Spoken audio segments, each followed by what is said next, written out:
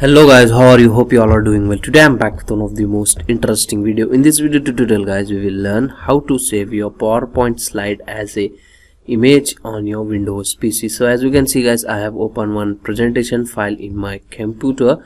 So I have different slides, as you can see guys in my screen. So just I want to convert this into image. So if you want to convert any particular slide into image, so at that time you need to right click on that slide like this, and here you can get the option save as picture.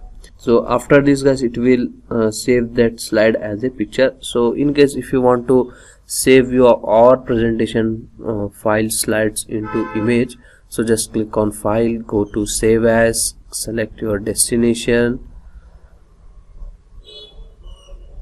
and extend save as type. From here you need to select PNG or JPG file extension like this, and then click on save. From here you need to select all slides like this. Okay, so now it will save your presentation slide into image. Now you can close this. So it will create one folder. As you can see guys, in that folder you can get your all presentation slides, as you can see guys in my screen. Okay, so this is the way to quickly save your presentation slides into images. So that's it for today guys. Hope you enjoy this video. If you enjoy, please guys like, share and subscribe to our channel. Thank you very much.